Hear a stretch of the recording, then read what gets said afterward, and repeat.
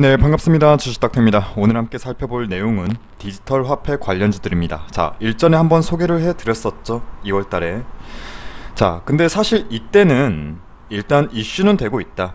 하지만 단기적인 관점에 조금 더 집중한다. 이렇게 말씀드렸어요. 근데 지금은 조금 관점이 달라졌습니다. 자, 영상 길어지면 집중력도 떨어집니다. 핵심만 잡고 바로 종목 살펴볼게요. 그 전에 저희가 보통 주식을 쉽게 저희 관점 말씀드릴 때 밀물이 있다면 썰물도 있다고 말씀드리는데, 근데 물이 들어올 때든 나갈 때든 파도는 항상 치거든요. 그게 잔잔한 파도일지 큰 파도일지 뭘지는 몰라요. 파도는 항상 쳐요.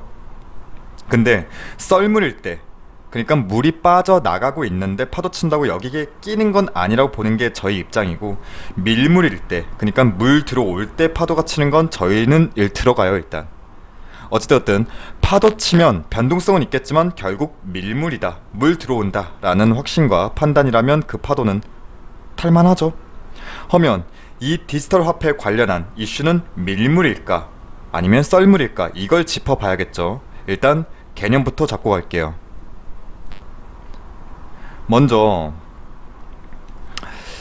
디지털 화폐, 흔히 CBDC라고 하는데 이게 도대체 뭐야? 가상화폐야? 아직도 이렇게 생각하시는 분들이 있을 수 있는데, 디지털 화폐와 가상화폐는 눈에 보이지 않는 것은 동일해요. 하지만 이 디지털 화폐는 각국 중앙은행에서 직접 관리합니다. 그러니까 실제 돈의 가치가 보장이 된다는 것이죠. 즉 디지털 화폐는 중앙은행이 발급하면서 법정 화폐로서의 상황을 보증하거나 그 자체가 독자적인 화폐 단위가 될 수 있습니다. 즉 화폐로서의 안정성 측면을 국가가 보증한다는 개념인 것이고, 그럼 왜 이렇게 디지털 화폐에 각국이 나서기 시작한 것이냐? 사실 불과 작년까지만 해도 중국을 제외하고는 이 디지털 화폐에 대한 시각은 부정적이었어요. 우리나라 한국은행만 하더라도 작년 경우에는 디지털 화폐 논의 대상이 아니다, 논의 대상이 아니다, 이렇게 치부했었는데, 자, 보시면 미국도 디지털 화폐 입장을 바꾸면서 발행 준비에 적극적으로 나서고 있고, 그리고 국내 경우에 한국은행도 바로 다음 달이에요. 다음 달부터 6월부터 내년 1월까지 이 CBDC가 통용되는 가상 환경을 구축해서 실전 모의 실험을 진행할 계획이라 밝혔어요. 뭐 중국은 따로 언급 안 드려도 다들 잘 아시죠. 현재 디지털 화폐 관련해서 가장 드라이브를 강하게 걸고 있는 게 중국입니다. 자, 그럼 우린 투자자예요. 여기서 생각해야 합니다. 이게 단발성으로 끝날 한 차례 파도에 그칠 것이냐, 아니면 주류 테마로 형성이 될 이슈이냐. 저는 분명 올해 초까지는 사실 반신반의했어요. 중국만 주도적으로 이렇게 급진적으로 드라이브를 걸고 있었던 상황인지라 이게 잔잔한 파도가 될지 큰 파도가 될지는 사실 감이 안 잡혔어요. 철저히 그래서 단기 트레이딩 관점으로만 접근했었던 올해 초였고, 그렇게 여러분께 안내를 드렸는데, 현재 미국이든 한국이든 갑자기 이렇게 디지털 화폐에 대한 태세 전환을 한 이유가 뭘까? 여기에는 조금 정치적인 이유도 포함이 됩니다. 첫 번째, 외환 관리. 제가 악필이라 죄송해요. 첫 번째, 외환 유출 관리를 용이하기 때문이죠. 자, 중국을 예를 들게요. 중국은 디지털 위안화를 통해서 자금 유출에 대한 리스크를 해칭하려 합니다. 자, 암호화폐는 추적이 어렵습니다. 반면에 디지털 화폐는 자금 흐름을 추적할 수 있는 데다가 쉽게 말해서 자금 세탁 방지도 할 수 있고요. 탈세 적발 등 중국 정부로선 손쉽게 자금 관리를 할 수 있는 수단인 거예요. 근데 이게 중국에만 통용되는 사항일까요? 아니죠. 정부가 자금 흐름을 용이하게 추적할 수 있다면 새어나가는 탈세나 이런 부분에 대해서 효율적인 외환 유출 관리는 동일하게 필요성을 가지게 됩니다. 그리고 두 번째, 디지털 화폐의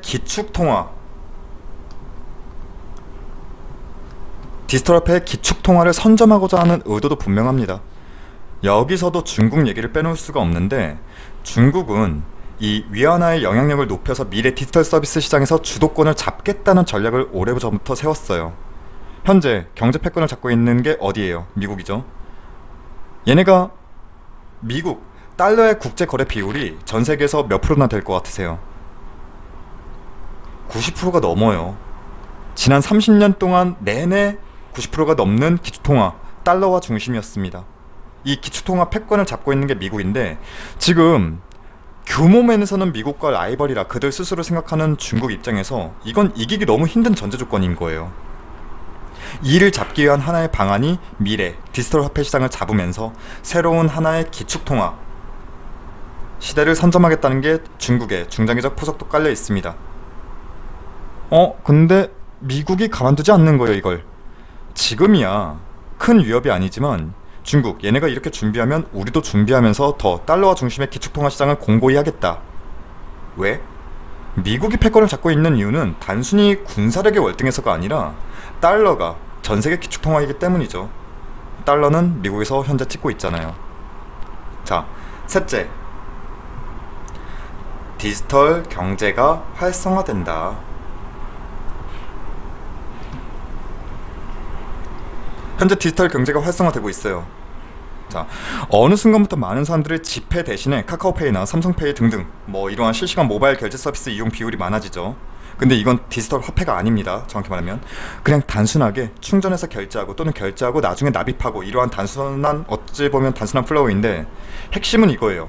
점차 지갑의 필요성이 없어지고 있어요. 신분증도 지금 최근에 모바일 신분증으로 대체되는 흐름인데 돈이라고 다르겠어요. 즉 모든 사물의 디지털화는 서비스의 디지털 패러다임도 이젠 막을래야 막을 수 없는 큰 흐름이 되고 있다는 것이고, 여기서 뒤처지면 디지털 경제를 구축하는 데까지 꽤나 시간이 지체될 수 있다는 경각심도 각국 정부가 하고 있는 실정이죠. 자, 이렇게 디지털 화폐가 필요한 이유, 현재 미국과 중국, 한국의 디지털 화폐에 대한 태세 전환을 한 이유를 설명드렸어요. 그럼 우린 생각해야 해요. 이게 잔잔한 파도로 끝날까? 아니면 새로운 주류 테마로 형성이 될까? 일단 위아래 급등락 부침은 있겠지만 이 흐름 자체는 결국 주류 테마로 종국엔 가지 않을까 싶습니다. 자, 그럼 이제 관련주들 살펴볼게요. 저희는 대표적으로 로지시스, 한네트, KCS, KCT 이렇게 보고 있고, 이 외에도 한국전자금융, 푸른기술, 그리고 결국 디지털 화폐의 중요사항인 보안 관련해서 드림시큐리티 이렇게 보안 관련주들도 연결지어질 수 있다고 보지만, 그래도 로지시스, KCS, KCT, 한네트 이렇게 네 종목을 보는 이유는 그래도 시세수급이 위아래 급등락은 연출해도 전반적인 시세 편승에 소외되지 않고 대장주격으로 심심치 않게 번갈아가면서 움직여준 종목들이라 보는 부분인데, 여기서 분명 말씀드려요. 한국은행이 디지털 화폐 관련해서 직접적으로 언급이 된 기업은 카카오, 네이버 등이에요. 하지만 카카오, 네이버 무겁죠. 중장기적으로 보면 굳이 디지털 화폐 아니더라도 카카오, 네이버 얘네는 굳이 말 안해도 성장성의 기반이 확실한 종목이니까 넘어가고, 앞서 언급들은 이 네 종목 포함해서 흔히 우리가 알고 있는 디지털 화폐 관련주들은 사실 직접적인 연결고리는 아직 없어요. 아직 이 디지털 화폐에 대한 로드맵, 프로세스도 제대로 구축이 안 된 정말 빈 도화지에 이제 그리기 시작한 상황인지라 뭐가 수혜다 이럴 게 아직 없어요. 하지만 미리 시장은 연결고리 지으면서 관련주로 묶어버린 정도인데, 이 디지털 화폐 관련주들의 특징은 있어요. 뭐냐? 제가 볼 땐 그거예요. 대장주가 딱히 없어요. 얘네는 심심치 않게 대장이 막 바뀌어요. 해서 누구 쫓아가야지 이럴 게 없어요. 하루는 로지시스, 또 하루는 KCT 이렇게 대장 수급 이동 변화가 심해요. 즉 이 말은 아직 주류 테마가 아니라 테마성이잖아요. 위아래 등락폭 정신없다, 이렇게 조금 쉽게 표현해 볼게요. 자, 먼저 로지시스 짧게 볼게요. 자, 로지시스 국내 금융기관, 공공기관 그리고 기타 금융기관, 일반 기업 등의 전산장비 유지 보수와 판매 사업을 영위하고 있고, 현금 자동 입출기, 대행관리와 금융기관 365 코너 많이 보셨죠? 이 365 코너의 현금 자동 입출금기 대행관리 사업을 영위하는데, 아니 이게 무슨 디지털 화폐 관련주야 싶죠? 근데 너무 이해를 하려고 하면 그 어떤 관련주로도 엮일 수 없어요. 아직은. 그래도 국내 유수의 금융기관과 공공기관을 대상으로 하면서 디지털 화폐로 전환이 된다면 그에 따른 밴 서비스의 변화도 필요하기 때문에 이와 연결고리 지어진 부분이 큽니다. 자, 차트 짧게 볼게요. 자, 노지시스 현재 5월 24일 정오를 조금 지나고 있는 시점인데, 자, 시장보다는 강한 상태가 유지되고 있고 관련주 내에서는 아주 조금 선방하고 있는 정도인데, 일단 가장 많이 묶여있는 매물 구간은 돌파한 상황이에요. 그리고 현재 시장보다 강한 상태는 유지하고 있고, 단기 5일선은 지금 60일선도 돌파하기 직전, 이러한 흐름으로 보이는데, 꽤나 윗골이 남기면서도 저점은 올리고 있는 추세로 확인이 되죠. 바로 위에 11,000원에서 12,000원 이 사이 구간만 강하게 트라이하는 추력이 나온다면 일단 신고가 차트를 다시금 그릴 수 있는 흐름이 나오지 않을까 싶은데, 저는 개인적으로 그래요. 당장 다음 달이죠, 6월부터 한국은행의 디지털 화폐 모의 실험을 진행하겠다, 분명 이 이슈도 발현될 시점이라 봐요. 해서 분할 매수 관점으로 소량 발담그는 시점으로 저는 현재도 나쁘진 않다고 봐요. 다만 나는 그래도 조금 안전하게 가겠다 하시는 분들은 상단 11,000원, 이 11,000원 구간을 확실히 돌파해준 이후에 그림을 보면서 타점을 잡으셔도 된다, 이렇게 보는데, 저는 개인적으로 밀려도 아래 21선 건들지 않는다면, 그러니까 9,000원, 이 9,000원 라인까지도 하방 변동성을 염두는 하면서 철저히 내가 어디서 계획 자금을 추가 투입할지 확실히 정하고 매수 타점 잡으셨으면 좋겠어요. 일단 거래량은 뭐 양음 뭐 반복적으로 들어오고 나가고를 반복하면서도 전체적인 매입 물량은 늘려가고 있죠. 나가는 이탈 물량은 상대적으로 적다. 이러한 뭐 정말 말도 안 되는 이슈가 발현돼서 급락 리스크는 상대적으로 낮죠. 받쳐주는 물량이 꽤나 쌓여가고 있으니까요. 자, 목표가는 저는 개인적으로 1차 목표가 전고점 12,650원, 여기까지는 충분히 트라이 할 수 있는 배경은 갖춰지지 않았나 싶습니다. 반대로 밀리면 아래 21선을 기점으로 계획자금 추가 투입도 고려는 하되, 아래 8,000원 라인이 깨지면 분명 뭔가 일이 생긴 거거든요. 이때는 반대로 철저히 리스크 관리, 분할 매도 시점 잡으면서 매매 시나리오, 매매 계획 수립하면 좋을 듯 합니다. 자, 그리고 한네트, 다음으로 한네트 볼게요. 일단 한국 컴퓨터 지주 계열의 현금 자동 지급기, 흔히 CD기라고 하죠. 이 사업을 영위하는 업체인데, 일단 한국 컴퓨터도 지주도 오늘은 제외할게요. 자, 한네트 로지시스와 반대로 금융권이 진출하지 않은 틈새 시장을 노려요. 얘네는 틈새 시장, 지하철역이나 편의점, 휴게소 등등의 뭐 공공장소를 중심으로 현금 자동 인출기를 설치하고 연중무휴 현금 서비스를 제공하는데, 얘 또한 마찬가지죠. 이게 무슨 디지털 화폐 관련주야. 자, 직접적인 연결고리는 없다니까요. 다만 아이디어는 그거죠. 지금의 CD기가 지폐 입출금기에 집중된다면, 만약에 디지털 화폐 전환 시에 이 또한 지폐를 디지털 화폐로, 또는 필요에 따라서 디지털 화폐를 지폐로, 이런 기능은 필요하지 않을까? 이에 대한 아이디어, 그리고 연결고리입니다. 아직은 테마예요. 테마주에서의 직접적인 연결고리 찾기는 쉽지 않습니다. 자, 차트 짧게 볼게요. 자, 저번주에 시세가 안 나온 건 아니었지만 상대적으로 크게 나온 건 아니죠. 역시나 윗골이 남기면서 저점은 높이는 그림, 그리고 단기 평선은 21선 지나서 61선 트라이 하려는 모습이고, 일단 힘은 있다는 거예요. 힘이 있다는 것은 그만큼 시장에서 소외되진 않는다, 이렇게 풀이해 보시면 되겠죠. 지금 이 구간 11,000원, 딱 지금 현재 구간이 11,000원 구간인데, 11,000원에서 12,000원 사이에 강한 매물 구간을 이때 소화해 주었는지 여부는 아직은 확신이 나오진 않아요. 하지만 어느 정도 소화는 시키면서 당장은 상단 12,000원 라인을 저항 구간으로 트라이 빈도는 잦아질 것이다. 트라이 빈도는 높일 듯 합니다. 그러니까 이상적인 그림은 이렇게 저점은 높여가면서 저항 구간은 계속 건드려주는 삼각수렴 형태가 이상적이에요. 마찬가지로 단기적인 목표 구간은 전고점 아래 13,000원까지도 저는 단기적으로 1차 목표 구간, 이렇게 누구라도 노려볼 수 있죠.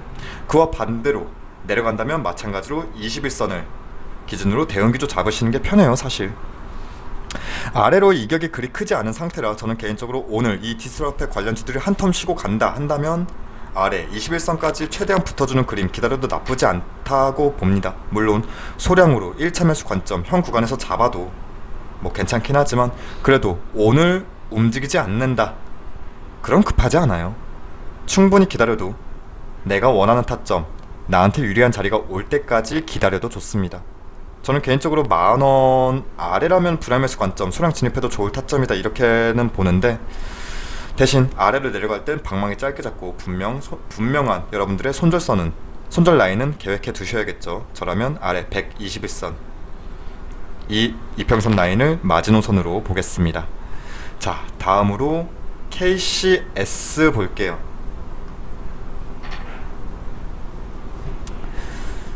자, 여기도 한국 컴퓨터 지주에서 물적 분할을 통해 설립된 프로그래밍 및 시스템 통합 전문 업체예요. 뭐 무인 민원 발급기나 티켓 발매기 등 키오스크 사업 중심으로 매출이 나오는데, 신규 사업으로 디바이스 암호화 사업과 일부 신규 솔루션 사업 등을 추진합니다. 자, 고객사는 대부분 금융권이죠. 이게 연결고리입니다. KCS는 저번주 금요일날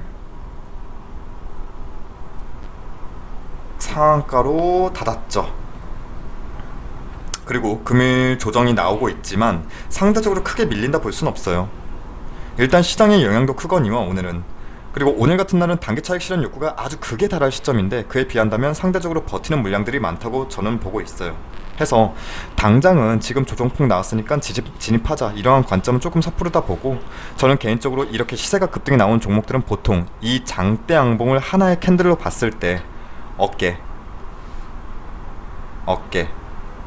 어깨까지 염두해요. 어깨까지 내려오면 일단 잡을만하다. 이 테마가 소멸되지 않았다는 판단이면 잡을만하다.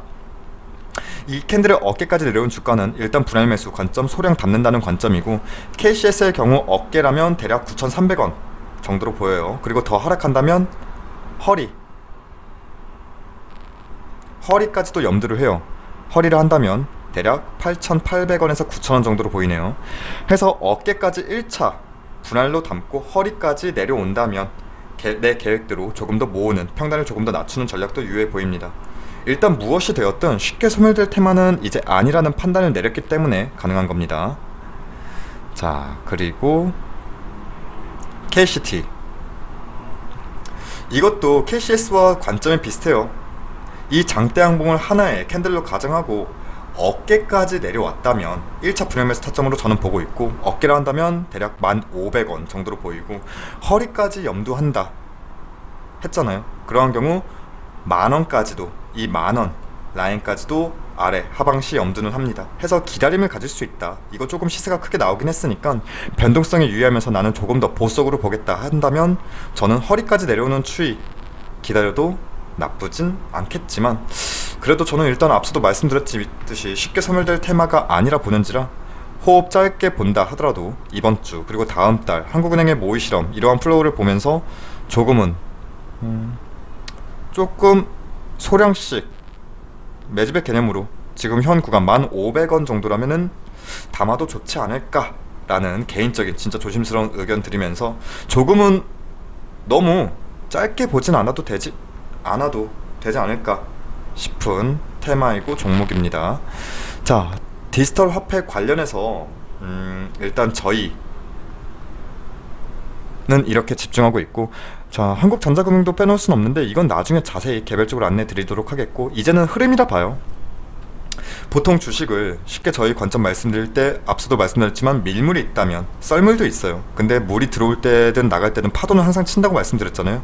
그게 잔잔한 파도일지 큰 파도일지 그걸 몰라서 그렇지 파도는 항상 쳐요. 오를 때도 내릴 때도. 근데 썰물 때, 그러니까 물이 빠져나가고 있는데 파도 친다고 여기에 끼는 건 아니라고 보는 게 저희 입장이지만, 밀물일 때, 물 들어올 때 파도 치는 건 저희는 들어가요. 일단 어찌되었든 파도 치면 변동성은 있겠지만 결국 밀물이다, 물 들어온다 라는 확신과 판단이라면 그 파도는 탈만하죠. 해서 지금 이 디지털 화폐 관련해서는 앞으로도 수많은 연결고리 종목들이 나올 거예요. 그러한 테마가 될 거예요. 어찌되었든 저희 기준에서는 밀물이다, 물 들어오는 테마이다 라고 생각하면서 종목 집중하고 있습니다. 자, 다음 영상에서는 개별적으로 종목들에 접근해서 매매 관점 조금 더 자세히 같이 살펴보도록 하겠습니다. 그리고 저희 무료 추천 종목이 궁금하신 분들은 포털사이트 다음에서 저희 주식닥터를 검색해 주셔서 이렇게 저희 홈페이지 들어오시게 된다면 여기 상단에 깜빡거리고 있는 실시간 댓글 리딩 이 게시판을 통해서 매일 아침마다 저희가 무료 추천 종목을 안내해 드리고 있습니다. 자, 오늘의 무료 추천주 결과만 짧게 살펴볼게요. 오늘이 5월 24일 월요일이죠. 자, 오늘은 일신바이오, 서린바이오, LIG 넥스원 이렇게 세 종목 추천드려서 세 종목 모두 익절로 마감했습니다. 그리고 저희 홈페이지 무료 회원 가입만 해주셔도 이렇게 다양한 혜택 드리고 있으니까 많은 분들 확인하셔서 많은 관심과 방문도 부탁드리겠습니다. 그럼 오늘도 정말 고생 많으셨습니다. 감사합니다.